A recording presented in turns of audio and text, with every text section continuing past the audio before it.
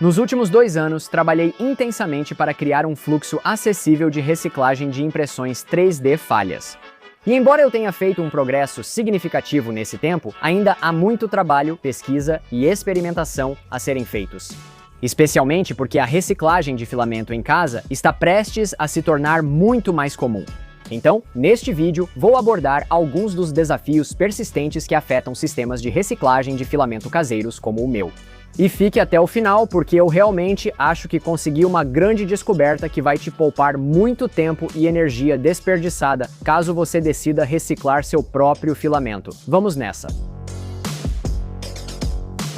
A primeira categoria de problemas que quero resolver envolve trabalho manual. Agora, não me entenda mal, eu realmente acredito que o valor de salvar esse material do aterro sanitário supera em muito o valor monetário do produto final. Mas, ao mesmo tempo, é difícil negar os críticos que apontam que só o meu trabalho, sem falar no custo de energia, faz com que todo esse exercício seja um prejuízo líquido. Então, nossa primeira tarefa é descobrir como podemos reduzir a quantidade de trabalho manual envolvido na reciclagem de cada carretel. Antes disso, deixe-me recapitular rapidamente como o processo é feito atualmente. Primeiro, quebramos as impressões com falha em pedaços menores para caberem no meu triturador. Em segundo lugar, trituramos no triturador, que felizmente eu já otimizei e melhorei ao longo dos últimos vídeos desta série, a ponto de ele praticamente não precisar mais da minha supervisão. Em terceiro lugar, é preciso peneirar o material para tirar pedaços grandes que possam travar o parafuso extrusor. Em quarto lugar, usamos um ímã para remover manualmente quaisquer cavacos ou lascas de metal do material. A partir daí, vai para o micro-ondas, que eu uso para secar o material de forma rápida e eficaz. Após tudo isso, estamos prontos para extrudar o material na extrusora ArtMate Mark III. Agora, se o meu material moído estiver uniforme e limpo o suficiente, ele pode funcionar praticamente sozinho, e eu só preciso reabastecê-lo a cada 1 hora, mais ou menos. E se isso se tornar um gargalo, eu já projetei um funil muito maior no Onshape que deve me permitir carregar cerca de 3 kg de material moído de uma vez. Por enquanto, porém, o bico do extrusor entope a cada 100 metros mais ou menos e eu preciso ir lá de qualquer jeito e desentupi-lo com bastante frequência. Então, o funil não é o gargalo. Quando tudo isso estiver pronto, com sorte teremos um filamento de qualidade razoável, mas falaremos disso depois. Então, pelo que vejo, há alguns pontos que consomem a maior parte do meu tempo e atenção, e vamos atacar cada um deles, um por um. A primeira área que podemos otimizar tem a ver com a peneiração. Embora seja muito satisfatório sentar e peneirar o material manualmente, isso também não é um bom uso do meu tempo. Agora, felizmente para mim, Leha Design lá no Tangs desenvolveu sua própria máquina de peneiração, que não só automatiza o processo de peneirar, mas também usa um ímã incrivelmente forte para lidar com a remoção dos detritos ao mesmo tempo. Agora, como você pode ver, eu fui lá e montei tudo isso, mas como sempre parece acontecer neste canal, acabei pedindo a peça errada para um dos componentes eletrônicos críticos. Não vou conseguir fazer isso funcionar a tempo deste vídeo, mas após ver os vídeos do Christoph, estou confiante de que essa máquina vai lidar com toda a peneiração e remoção de detritos tão bem ou melhor que eu, sem precisar de supervisão. Então vamos lá, vamos marcar isso como concluído e passar para a nossa próxima tarefa demorada, que é secar o material moído. Como você pode imaginar, o plástico que ficou parado no estúdio por meses ou até anos tende a absorver bastante umidade do ar, especialmente se estiver sendo armazenado como material moído. Por isso, é importante secar o material moído antes da extrusão, senão o filamento ficará marcado e fraco. Pelo menos é o que penso. Mas, seja lá como você faz isso, seja em pequenos lotes no micro-ondas ou em lotes maiores em algum tipo de forno desidratador, a secagem leva bastante tempo. E isso me fez pensar, e se pudéssemos evitar a secagem completamente? Então, é o seguinte, secar o filamento envolve aquecê-lo para permitir que a umidade escape como vapor, certo? E quando imprimimos com filamento úmido, podemos realmente ver e ouvir a umidade saindo do filamento. Então, e se ao invés de secar o filamento, a gente simplesmente extrudasse ele e deixasse o calor do extrusor remover a umidade? Claro, isso adicionaria uma etapa extra para substituir a que acabamos de remover, mas essa etapa pode ser configurada para exigir quase nenhum do meu tempo ou atenção. Além disso, essa etapa extra pode realmente valer a pena se resultar em um aumento correspondente na qualidade e confiabilidade do filamento. O que nos leva ao próximo conjunto de otimizações e melhorias: qualidade e consistência. Agora, não me entenda mal. Se você considerar de onde esse material começou, eu consigo um filamento bem legal e até algumas impressões 3D de alta qualidade com ele. Às vezes, se eu usar um bico de 0,6 mm, mas tem um grande problema que torna impossível usar esse filamento como um substituto direto do material virgem: salientes e irregularidades. Embora a trituração aprimorada, a peneiração e o isolamento de plásticos duvidosos tenham tornado isso um problema muito menor. O fato é que, com um processo como esse, é lixo entrando, lixo saindo, e, infelizmente, não é realista ou prático para mim armazenar meu material moído ou minhas impressões 3D com falha em recipientes herméticos, longe da poeira e dos detritos normais da minha oficina. Além disso, mesmo que eu fizesse isso, é inevitável que um ou outro resquício ou linha de purga de PETG ou ABS acabe entrando na mistura e cause problemas. Vou dizer que meu material moído está tão contaminado que precisei parar de usar o filtro de fusão do Artmay e usar direto, sem filtro. Na verdade, isso não me incomoda tanto porque, pessoalmente, fico satisfeito em usar apenas bicos de 0,6 ou até 0,8 mm com meu filamento reciclado. O que mais me incomoda é quando a impressão falha porque o filamento não entra no extrusor. Então imagine minha empolgação quando vi outro short no YouTube do Lerra Design. E nele, ele demonstra como criou uma série de matrizes usando bicos de impressora 3D sobressalentes. Ao passar o filamento por furos menores, ele elimina irregularidades e obtém um filamento confiável para a impressão. Então, para testar isso por conta própria, peguei um punhado dos bicos de impressora de correia de aço endurecido extra afiados da minha Ideaformer IR3V2 e comecei a trabalhar. Infelizmente, porém, eu não tenho um torno ou brocas de tungstênio com a precisão necessária para tamanhos como 2,1 e 1,9 mm, então tive que ser criativo. Eu me sentei com Gemini, Nekeracam e minha Carvera Air CNC e descobri uma maneira de realmente usinar esses furos super precisos em 3 bicos diferentes. Um com 2,1 mm, outro com 1,9 mm e outro com 1,75 mm. Isso envolveu criar um gabarito de alumínio rosqueado para realmente segurar os bicos, depois alinhar manualmente a broca e usar uma pequena e heróica haste de carboneto de tungstênio de 1 mm, mas, para minha total surpresa e absoluto orgulho, realmente funcionou. E embora os bicos não estivessem perfeitos, eles eram bons o suficiente para uma prova de conceito. Comecei a modelar formas de integrar esses bicos ao meu fluxo de trabalho. Claro, Christoph foi gentil o suficiente para me enviar os arquivos STEP da sua gabarito para realmente segurá-los, assim eu poderia brincar com eles e adaptá-los às minhas próprias necessidades. O objetivo deste vídeo é otimizar o fluxo de trabalho, reduzindo etapas e esforços para viabilizar a reciclagem prática de filamento. Inicialmente, tentei integrar esses bicos ao V-Spooler, o rebobinador de filamento, que provavelmente usarei para rebobinar o filamento reciclado. Agora, vamos ver como o equipamento de puxar matriz funciona. Vamos conferir o que conseguimos. Eu realmente fiz força. Vamos tentar de novo. Esse é grande. Estamos tirando muito material, mas isso é progresso. Sem rolo. Ah, tudo bem. Não é isso. Continuando. Vamos tentar com um pouco de impulso. Está realmente difícil. Parece que exige muita força. Tudo bem. Vamos com tudo, ver no que dá. Acho que a velocidade vai ser a chave aqui. Tudo bem, lá vai nada.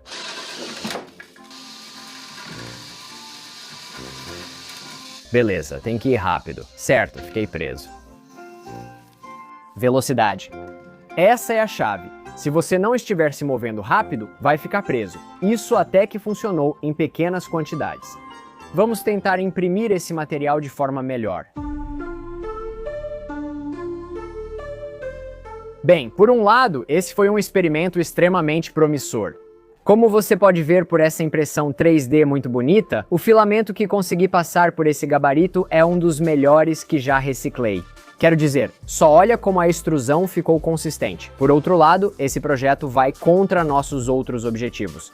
Nesse sentido, ele exige muito trabalho manual. Atualmente, você precisa segurar a furadeira e monitorar tudo enquanto puxa o filamento. Segundo, mesmo que você tornasse o processo automático, por exemplo, adicionando um motor com engrenagem ou adaptando a furadeira para funcionar sozinha, ainda não é confiável o suficiente para simplesmente ligar e esquecer. O filamento quebra constantemente se as saliências forem grandes. E toda vez que isso acontece, é um saco ter que passar o filamento de novo pelos 3 bicos, prender no carretel, ligar tudo de novo, etc. Dito isso, ainda acho que isso é extremamente promissor para salvar filamento reciclado que tem um ou outro caroço. E com alguns ajustes, otimizações e melhorias, isso pode ser a salvação que a gente estava procurando. Mas, no formato atual, simplesmente não é confiável ou automático o suficiente. Pelo menos não para mim. Então, por enquanto, vamos tentar outra coisa que talvez seja...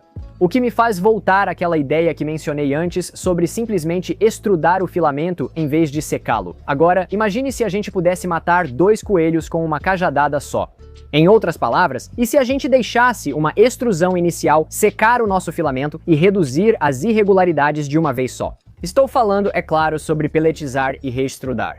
E acredite se quiser, isso é uma prática padrão, não só na indústria de reciclagem, mas na indústria de plásticos como um todo. Existe um motivo para você comprar plásticos em forma de pellets. A pelletização permite que o fabricante alcance uniformidade mesmo ao misturar aditivos, plastificantes ou modificadores. Sei disso porque entrevistei recentemente Rudolf, da reciclagem de tecidos, sobre como conseguem criar um filamento incrivelmente uniforme e bonito usando 100% material reciclado. O segredo, além dos tradicionais processos rigorosos de triagem e fabricação, está na extrusão e pelletização. Mas aposto que você se pergunta, e a resistência? Afinal, os polímeros não perdem um pouco da sua resistência toda vez que são extrudados? Bem, para isso eu tenho algumas respostas.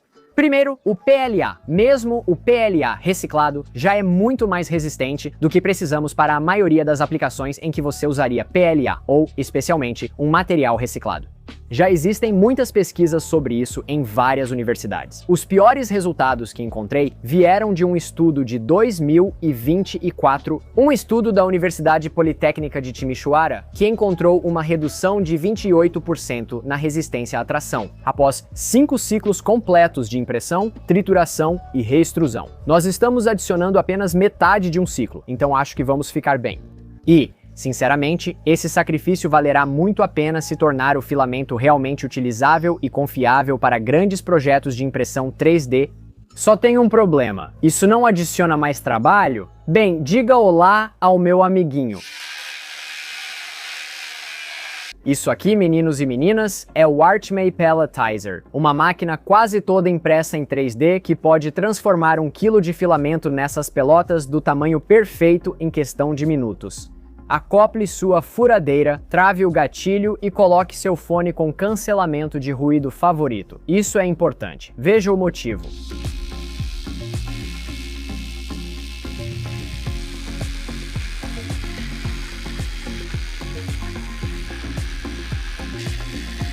Mas a pergunta é, será que esse filamento agora vai ser consistente o suficiente para imprimir de forma confiável? Ou será que todos os atalhos que estamos tomando, como pular completamente todo o processo de secagem, vão acabar nos prejudicando? Para testar, eu adaptei um carretel para suportar 3 kg, coloquei um monte de material reciclado e baixei minhas expectativas. Mas, para minha surpresa, o filamento que saiu ficou bom, realmente bom. Estamos falando de 180 metros de filamento quase perfeito antes mesmo do extrusor entupir. Queria entender por que, quando uso um filamento ruim só para triturar depois, a impressão sai perfeita. No passado, ao tentar imprimir o filamento bom, ele ficou mais cheio de caroços que meu rosto na puberdade. É possível que o material no topo da pilha tenha sido recém-triturado, já que eu atualizei e reconstruí o triturador, resultando em menos impurezas e menos umidade.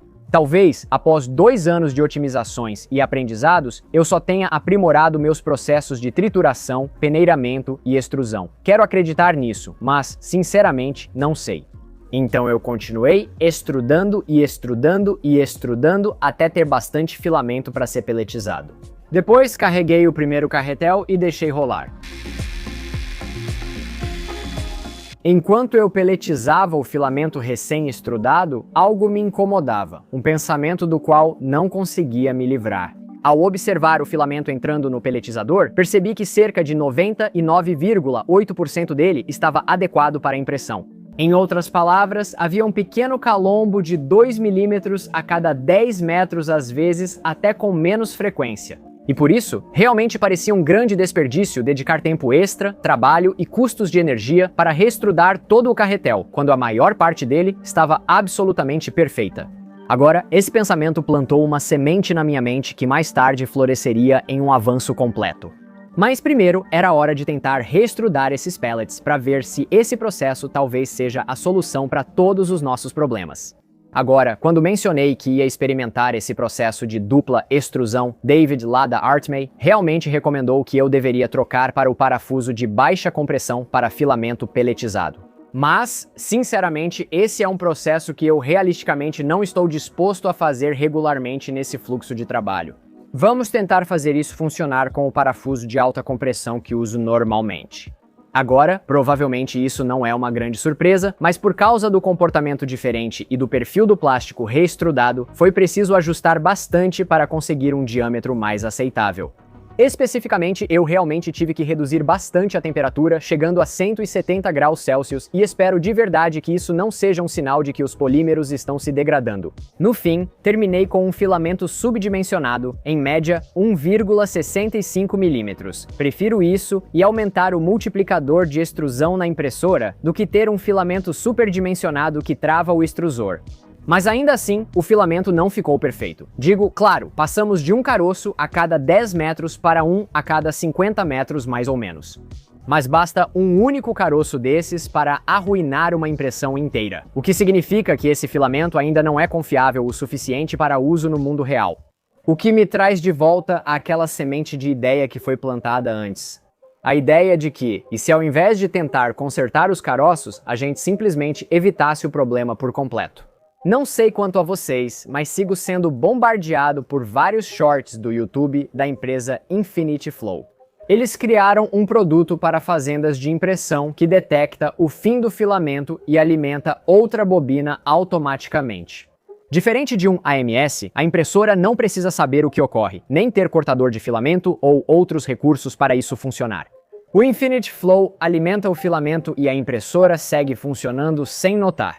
Além disso, eles recentemente têm mostrado um cortador de filamento em linha que usa física simples para cortar automaticamente o filamento quando uma dobra ou um pedaço de fita o trava.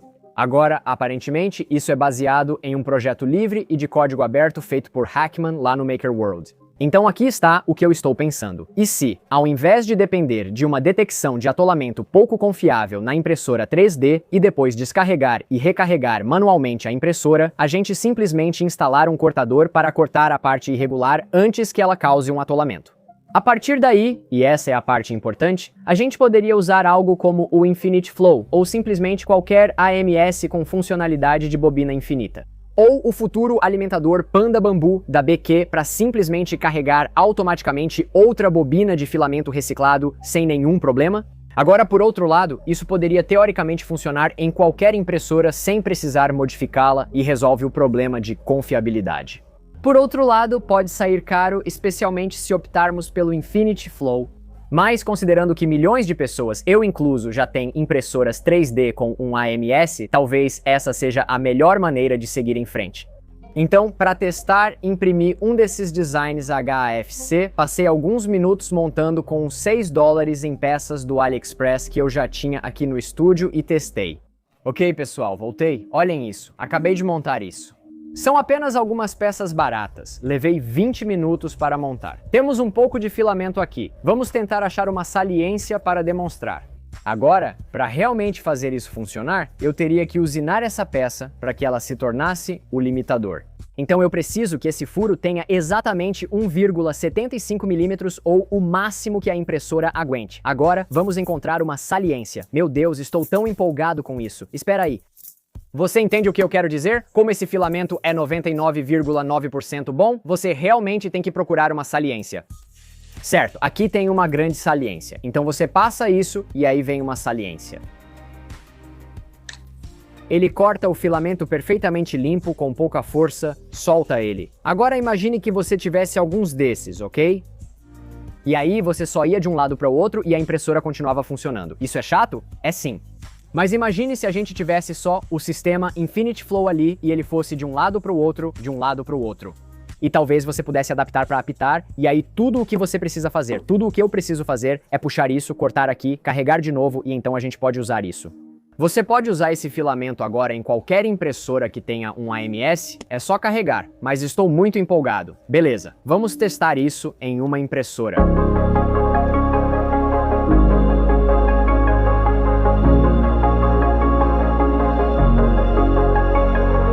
Beleza, então foi uma primeira tentativa super promissora. Eu testei isso em uma Prusa Core, um só, porque era a única impressora que estava usando um bico de 0,6 mm e esse negócio funciona perfeitamente. Mesmo que eu ainda não tenha criado uma matriz adequada de 1,75 mm, a geometria interna do acoplador Baldwin já funciona como um filtro muito bom. Ele corta o filamento ao detectar qualquer irregularidade e a impressora pausa quando o filamento termina. Não se preocupe com essa falha de impressão. O bico entupiu novamente, mas como já disse, não me importo se só pudermos usar meu filamento reciclado em um bico de 0,8 mm, então não é um problema. O que acham de seguirmos, imprimir mais dessas peças e testar o sistema numa impressora com bobina infinita?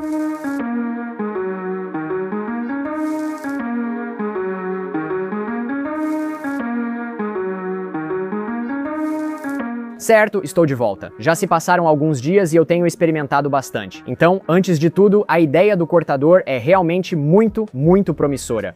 Imprimi com confiança objetos muito grandes usando o filamento reciclado, confiando apenas na detecção de fim de filamento e nesse dispositivo. Às vezes ele gera falsos positivos, então estou testando soluções possíveis. Conversei com o Hackman 3D que vai lançar a versão 2 disso, provavelmente já disponível quando vocês virem este vídeo. Além disso, ele também está trabalhando para corrigir e adicionar um limite de corte ajustável na versão 3, então isso é muito bom. Agora, o problema é que, assim como está, usar isso em um AMS é uma furada. Primeiro, o ângulo cria atrito, o que torna os falsos positivos ainda piores. Todas as minhas impressoras com AMS estão configuradas para tentar descarregar o filamento sempre que há uma quebra, em vez de imprimir até o final. Então, ou eu preciso ajustar os macros e comportamentos na minha Box Turtle Voron, ou eu só preciso colocar as mãos naquele Infinity Flow bem caro, ou no alimentador de bambu que está para sair da Big Tree Tech. Eu realmente acho que qualquer um desses provavelmente vai conseguir resolver meu problema simplesmente alimentando o filamento de forma contínua.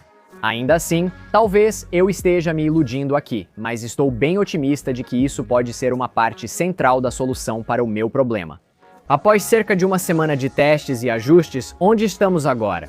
Bom, eu já estou nisso há tempo demais e já me decepcionei vezes demais para fazer algum tipo de declaração grandiosa de que descobri tudo e todos os problemas estão resolvidos. No fim das contas, o fluxo de trabalho final provavelmente vai ser alguma combinação dessas diferentes otimizações e truques. Mas ainda sinto que aprendemos muito neste vídeo e implementamos algumas otimizações de fluxo de trabalho que realmente economizam tempo. Além disso, estabelecemos alguns próximos passos bem claros para mim ou para alguns de vocês da comunidade seguirem daqui em diante. E esse é um resultado bastante fantástico para a ciência cidadã como essa. Agora, um caminho potencial é continuar experimentando com toda a ideia do molde de barbear. Davi, da ArtMay, compartilhou esta foto de um dos clientes dele que adicionou muitos mais moldes com uma redução muito mais gradual até 1,75 mm. Tenho quase certeza que isso vai funcionar melhor. Mas também pode ser interessante explorar a ideia de colocar um antigo spindle CNC ou algo assim ali, com um conjunto de engrenagens para aumentar o torque, reduzir a velocidade e eliminar a necessidade de uma pessoa ficar ali segurando uma furadeira.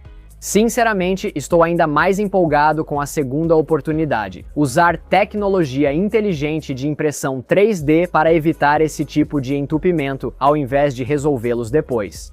Como você provavelmente já percebeu, eu e muitas outras pessoas que têm essas máquinas já investimos muito tempo tentando consertar esse tipo de extrusão imperfeita. E se pudermos simplesmente fazer com que isso deixe de ser um problema para as impressoras 3D daqui para frente, vai ser muito mais conveniente do que adicionar todo tipo de etapas extras ao processo de reciclagem. Não quero exagerar, mas isso foi um grande avanço para mim, e eu simplesmente não consigo parar de pensar naquele aforismo. O problema não é o problema, é a sua abordagem ao problema. Nesse ponto, eu já passei anos da minha vida tentando criar o filamento reciclado perfeito. E, ironicamente, a melhor solução pode ser simplesmente evitar o problema por completo. Porque isso não pode ser a solução para todos os meus problemas. Terceiro, eu realmente acho que vou continuar experimentando com todo esse processo de repelotização. Eu talvez pensasse diferente se estivesse otimizando para a resistência do filamento ou economia de custos, em vez de confiabilidade e minimizar meu esforço. Acredito que valerá a pena se isso me fizer depender menos do cortador de filamento e exigir menos intervenções minhas ao imprimir. Quer dizer, claro, o filamento resultante ainda não é perfeito e é ineficiente do ponto de vista energético fazer isso. Mas 99% do tempo em que estou no estúdio, tanto o extrusor quanto o granulador ficam só parados aqui.